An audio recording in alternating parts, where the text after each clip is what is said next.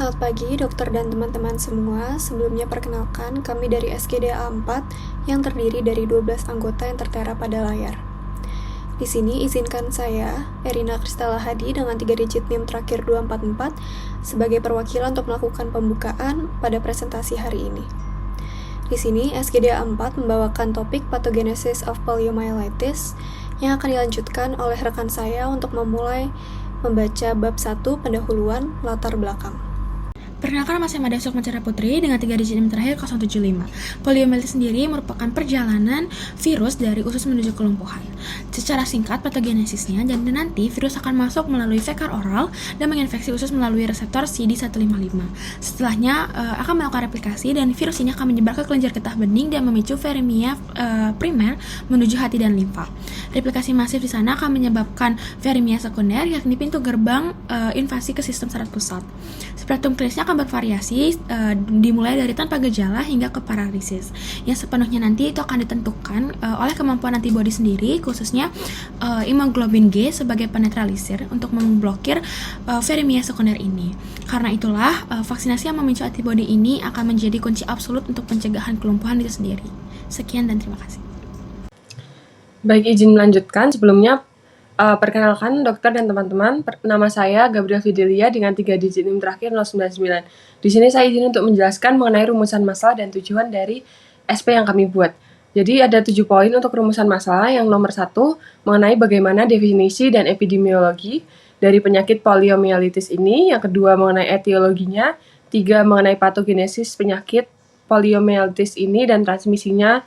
Kemudian nomor 4 mengenai cara menegakkan diagnosis. Kelima, manifestasi klinis. Yang keenam, komplikasi dan prognosis. Serta yang ketujuh adalah tata laksana dan pencegahan dari penyakit poliomyelitis ini sendiri.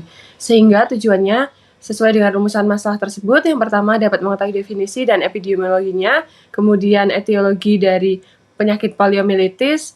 Yang ketiga, mengenai patogenesis. Keempat, dapat mengetahui cara penegakan. Dan kelima, manifestasi klinis. Dan keenam dan ketujuh adalah mengenai mengetahui komplikasi, prognosis, dan juga tata laksana pencegahan. Mungkin bisa dilanjutkan oleh teman berikutnya. Lagi izin melanjutkan untuk manfaat dari SP yang kami buat. Manfaat teoritisnya diharapkan dengan adanya makalah ini dapat memberikan kontribusi ilmiah terhadap pengembangan pengetahuan mengenai patogenesis penyakit poliomyelitis, serta pengetahuan mengenai definisi, kemudian epidemiologi, etiologi, patogenesis, manifestasi klinis, diagnosis, komplikasi, dan juga tata cara pencegahan dari penyakit poliomyelitis ini, sehingga dapat memperluas wawasan akademik di bidang ilmu kedokteran, khususnya pada bagian infeksi neurologis. Dan manfaat praktisnya diharapkan makalah ini dapat menjadi sumber informasi bagi mahasiswa kedokteran, tenaga kesehatan, ataupun masyarakat umum, supaya dapat lebih memahami mengenai patogenesis dan juga cara-cara pencegahan tata laksana yang tepat. Selain itu diharapkan juga makalah ini dapat menjadi acuan awal bagi pengembangan penelitian lebih lanjut mengenai strategi eradikasi dari poliomyelitis ini di masa mendatang. Mungkin sekian, terima kasih. Baik, perkenalkan saya Muhammad Novel Rizal Andri Nugroho dengan 3 digit NIM terakhir 107. Dan di sini saya akan menjelaskan definisi dan epidemiologi dari poliomyelitis. Jadi poliomyelitis sendiri adalah infeksi yang ditransmisikan melalui fekal oral maupun oral oleh poliovirus dan sering menyerang anak-anak balita dengan infrastruktur air, sanitasi, dan hygiene yang buruk, khususnya di negara-negara industri. Dan pada masa yang lampau, wabah ini merupakan penyebab morbiditas dan mortalitas yang cukup luas dan menyebabkan epidemi berulang sekitar tahun 1900 sampai dengan 1960. Namun menurun sejak pengembangan dari injectable polio vaksin dan oral polio vaksin, dan hampir sepenuhnya tereliminasi pada tahun 1980 yang dilakukan dengan upaya vaksinasi global oleh WHO dan GPI. Untuk gejala poliomyelitis sendiri dapat bervariasi mulai dari tanpa gejala hingga penyakit virus yang mirip flu yang sementara, dan kelumpuhan, quadriplegia, bahkan kegagalan perasa maupun kematian. Dan munculnya vaksin polio ini menyebabkan ada virus polio yang bermutasi menjadi neurovirulen dan menular dari vaksin dari poliovirus atau VDPV yang merupakan tantangan baru. Dan poliovirus umumnya asimptomatik sehingga sulit terdeteksi dini dan kelumpuhan hanya terjadi pada sebagian kecil oleh populasi yang terinfeksi. Oleh karena itu, hal tersebut membuat keterlambatan dalam mendeteksi wild poliovirus atau WPV, dan VDPV sehingga menimbulkan resiko yang signifikan bagi pemberantasan. Lalu selanjutnya adalah etiologi poliomyelitis. Jadi poliomyelitis sendiri disebabkan oleh poliovirus, yakni Enterovirus subtype C dari famili Picornaviridae. Dan virus ini memiliki RNA tunggal positif, tahan asam, dan non-envelop atau tanpa selubung, dan hanya bereplikasi pada manusia dalam dan beberapa kera besar. Dan terdapat 3 serotip yang wild, yakni wild poliovirus, yakni 1, 2, dan 3 yang dibedakan oleh protein kapsulnya. Dan infeksi yang terjadi pada tubuh dapat memberikan imunitas seumur hidup, tapi hanya terbatas pada serotip yang menginfeksi. Selain WPV tadi, terdapat bentuk polio terkait vaksin, yakni vaksin Associated Paralytic Polio atau VAPP, yang terjadi akibat virus dalam vaksin oral mengalami mutasi dan kembali menjadi virulen pada usus penerima vaksin atau kontak dekatnya, dan secara klinis tidak bisa dibedakan dari polio akibat WPV yang termasuk kejadian pasca imunisasi yang wajib dilaporkan.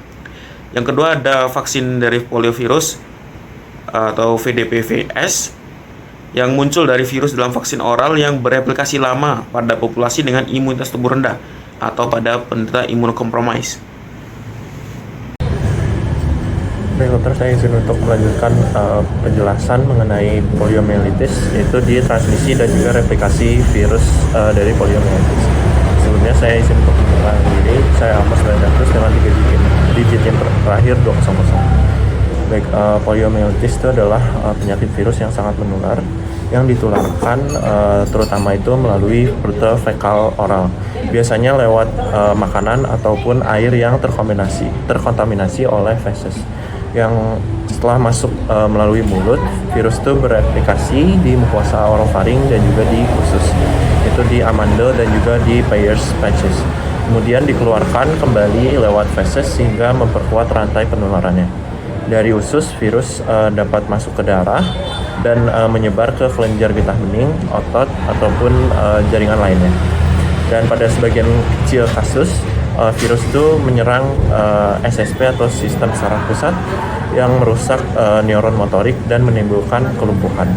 Penyebaran yang utama itu dipicu oleh sanitasi yang buruk dan kebersihan yang rendah. Mungkin sekian yang dapat saya jelaskan. Selanjutnya akan dilanjutkan oleh rekan saya. Terima kasih. Baik, selanjutnya perkenalkan, saya Madela Santiara Bulandari dengan 3J terakhir atau 88. Di sini saya akan menjelaskan tentang viremia dari poliomyelitis. Nah, sebenarnya virus polio ini merupakan jenis virus yang transmisi melalui fekal oral. Setelah memasuki mulut melalui makanan ataupun feses yang terkontaminasi, virus akan bereplikasi di tenggorokan dan usus. Kemudian akan menembus dinding usus dan masuk ke dalam sirkulasi perdarahan. Proses inilah yang disebut dengan viremia. Nah, viremia ini biasanya terjadi bersifat sementara dan akan menimbulkan gejala yang ringan pada sebagian besar kasus. Jadi gejalanya seperti flu, demam, dan lain-lain. Namun pada beberapa kasus gejalanya bisa menjadi ekstrim apabila memasuki sistem saraf pusat kemudian menyerang lapisan meningen.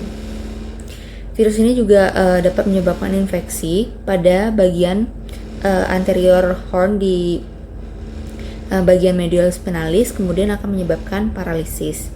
Mungkin sekian dari saya akan lanjutkan rekan saya. Terima kasih. Baik, saya Putu Dikta Mulyawardana dengan 3 digit NIM terakhir 021. Setelah viremia, poliovirus dapat menginvasi sistem syaraf pusat melalui 2 jalur utama. Jalur pertama adalah dengan menembus BBB, di mana virus akan berkaitan dengan reseptor PVR atau poliovirus receptor pada sel endotel mikrovaskular otak, yang kemudian menyebabkan persinyalan intraseluler. Untuk jalur kedua adalah dengan melibatkan transportasi aksonal secara retrograde. Di sini virus akan menginfeksi motor neuron perifer di neuromuscular junction, yang kemudian akan masuk ke dalam vesikel yang bertransportasi mengikuti mikrotubulus sampai ke sistem syaraf pusat. Mengenai neurotropismenya, poliovirus cenderung menginfeksi motor neuron yang ada di dorsal horn, pons, midbrain, dan cranial nerve nuclei yang ada di medula oblongata. Hal ini berkaitan erat dengan respons interferon serta reproduktivitas virus melalui sebuah sistem yang dinamakan IRES.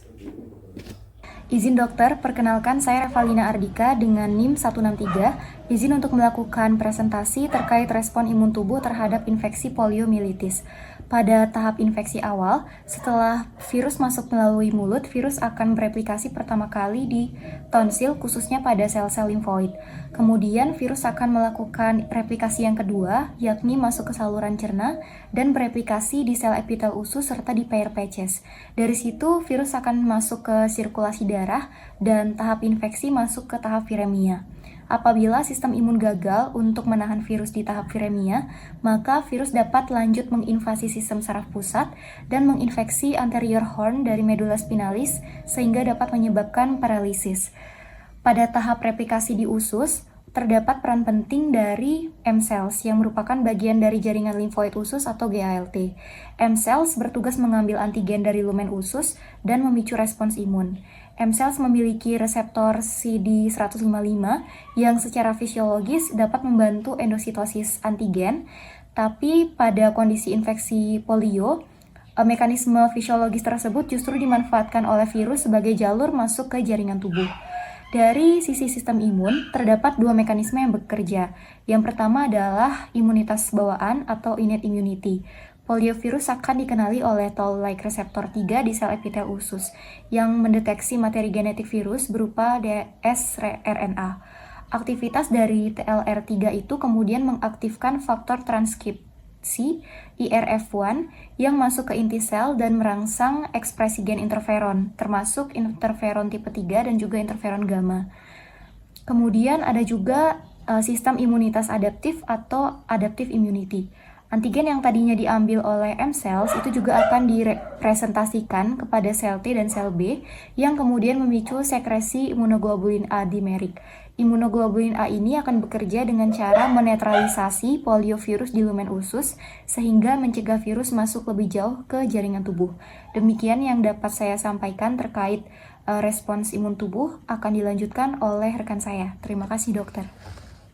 Baik, sebelumnya perkenalkan, nama saya Komang Puspita Dewi dengan 3 digit NIM terakhir 215. Saya izin menjelaskan mengenai penegakan diagnosisnya. Pertama, kita mulai dari anamnesis. Jadi kita tanyakan riwayat imunisasinya, gejala awalnya, apakah ada demam, nyeri otot, kelemahan otot yang cepat dan juga asimetris. Kemudian dari pemeriksaan fisiknya kita lihat apakah ada kelemahan otot flaksid, kemudian hilangnya refleks tendon dalam dan tanpa gangguan sensorik. Kemudian diagnosis bandingnya ada dua, yaitu sindrom Guillain-Barré sama myelitis transversal. Kemudian dari pemeriksaan penunjang kita lakukan isolasi poliovirus untuk kita nilai fesesnya, cairan tenggorokan, cairan cerebrospinalnya, kemudian analisis CSF. Kita melakukan pleositosis limfotik dan protein normal atau sedikit meningkat. Kemudian pemeriksaan elektrofisiologinya itu mendeteksi kerusakan neuron motorik anterior. Baik, selanjutnya manifestasi klinisnya. Jadi dari poliomyelitis ini ada gejala awalnya berupa demam, nyeri otot, malaise. Kemudian dari fase paralisis ada kelemahan otot fleksid dan asimetris. Kemudian lebih sering mengenai tungkai bawah dan hilangnya refleks tendon di area yang terkena. Jika terkena batang otak, maka terjadi gangguan bulbar, yaitu seperti kesulitan menelan dan juga gangguan pernafasan. Kemudian untuk post polio sindromnya itu yang pertama muncul bertahun-tahun setelah infeksi awal, itu berupa kelemahan otot baru, kelelahan, nyeri otot dan sendi, intoleransi suhu dingin. Kemudian dampaknya itu penurunan fungsi fisik progresif dan membutuhkan rehabilitasi jangka panjang. Mungkin sekian penjelasan dari saya, akan lanjutkan oleh teman saya selanjutnya. Terima kasih. Perkenalkan, saya Nimade Nandita Sarani dengan 3 digit MAKIR 35 dari SGDA 4. Di sini saya akan membahas komplikasi dan prognosis poliomyelitis. Poliomyelitis dapat menimbulkan berbagai komplikasi, antara lain kegagalan respirasi, fraktur akibat kelemahan otot, penurunan fungsi, serta kualitas hidup yang memburuk. Salah satu komplikasi jangka panjang yang penting adalah post-poliomyelitis syndrome atau PPS, yang ditegakkan dengan kriteria March of Dimes.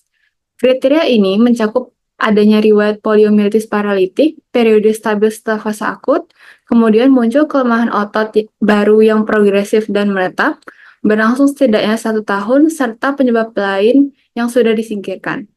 Untuk prognosis, poliomyelitis terbagi menjadi 3 fase. Fase akut ditandai pireksia, kelemahan otot, paraparesis, dan disfungsi otonom. Fase pemulihan terjadi saat gejala akut mereda dan bisa berlangsung hingga 2 tahun. dengan perbaikan maksimal pada 6 bulan pertama.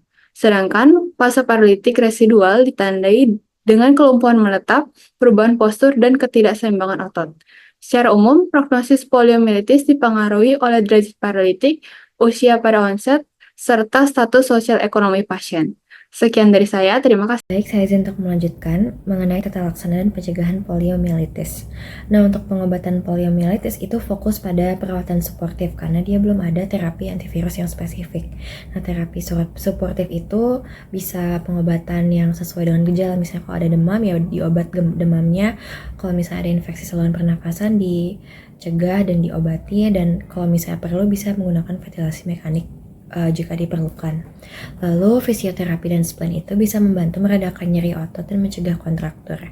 Lalu untuk manajemen post polio itu mencakup latihan, istirahat, alat bantu, dan pengobatan nyeri serta kelelahan. Nah, pencegahan utamanya itu adalah imunisasi dengan cakupan minimal 95% anak di bawah 5 tahun menggunakan vaksin oral polio atau OPV. Nah, program imunisasi rutin ini penting untuk membentuk kekebalan kelompok. Lalu, edukasi dan surveillance acute flaccid paralysis itu penting untuk deteksi dini dan pencegahan wabah. Acute flaccid paralysis atau AFP ini adalah kelumpuhan tiba-tiba pada anak di bawah 15 tahun yang bisa menjadi tanda infeksi dari virus polio. Sekian dari saya, akan dilanjuti oleh rekan saya. Terima kasih. Oke, baik, terima kasih. Sebelumnya perkenalkan nama saya Dr. Adnya dengan NIM 87. Di sini izin untuk mempresentasikan mengenai kesimpulan dari studi kerja kami, di mana poliomielitis itu merupakan suatu infeksi virus dengan insidensi tinggi pada anak-anak di usia 5 tahun yang ditularkan melalui jalur fekal oral atau kontak langsung. Sebelum adanya vaksin injectable polio vaccine atau IPV dan juga oral polio vaccine atau OPV, jadi ini menjadi penyebab utama kelumpuhan pada anak. Namun kini insidensinya menurun drastis meski poliovirus tetap berisiko bermutasi dan menular dengan cepat. Virus itu bereplikasi di mukosa orofaring dan juga menular dengan cepat, lalu bisa mencapai sistem saraf pusat melalui 2 jalur. Yang pertama itu melalui menembus blood-brain barrier melalui endositosis yang dapat dimediasi oleh CD155 pada sel endotel. Yang kedua itu melalui transport retrograde aksonal dari neuromuscular junction menuju neuron motorik. Karena neuron motorik ini rentan terhadap ekspresi virus, sehingga virus ini lebih mudah bereplikasi dalam sel ini, yang terutama menyerang neuron motorik kornu anterior medulla spinalis dan batang otak, sehingga menyebabkan kelumpuhan flaccid asimetris, gangguan pernafasan, hingga sindrom pasca polio. Tantangan pengendalian meliputi keberadaan wild poliovirus, VDPV, dan juga VAPP, terutama di daerah dengan cakupan imunisasi yang rendah. Oleh karena itu, surveillance ketat, cakupan imunisasi yang tinggi, perbaikan sanitasi, edukasi masyarakat, serta pelaporan cepat atas kasus acute flaccid paralysis sangat penting untuk mempertahankan keberhasilan eliminasi polio menuju dunia yang bebas polio. Mungkin sekian dari saya, terima kasih. Baik, terima kasih. Karena kemarin masih ketukurannya dengan akhir 87 di sini saya izin untuk menjelaskan tentang saran yang dimuat di sini kerja kami, yang pada intinya itu menjelaskan tentang langkah penting pencegahan dan penanganan polio, di mana yang pertama ada pekan imunisasi nasional rutin yang dilaksanakan pada minggu ketiga bulan Juli 2024 itu untuk meningkatkan cakupan imunisasi polio. Kemudian imunisasi lengkap itu diperlukan pada anak di bawah usia 1 tahun untuk mendapatkan 4 kali polio tetes oral dan 2 kali polio injeksi dengan tingkat cakupan minimal 95% untuk anak di bawah 5 tahun. Perilaku hidup bersih atau PHBS dan sehat dengan cara BAB di zaman basotik tank dan cuci tangan sebelum pakai sabun sebelum makan atau setelah buang air itu juga sangat penting daripada masyarakat. Kemudian segera laporkan jika ditemukan anak di bawah 5 tahun dengan kelumpuhan layu mendadak ke fasilitas kesehatan seperti puskesmas atau rumah sakit. Kemudian juga kita berfokus pada perawatan suportif, pencegahan komplikasi, dan merehabilitasi jangka panjang sesuai dengan pedoman nasional. Kemudian pendekatan multidisiplin yang melibatkan dokter spesialis, rehabilitasi medik, perawat, psikolog, dan tenaga kesehatan lainnya itu sangat penting untuk menjaga kualitas hidup daripada pasien. Mungkin sekian dari saya, terima kasih. Sekian presentasi dari SGDA 4. Kami mengucapkan terima kasih kepada dokter dan teman-teman atas perhatian yang diberikan. Di sini kami juga memohon maaf apabila adanya yang tidak sesuai ataupun adanya kesalahan kata yang kami ucapkan.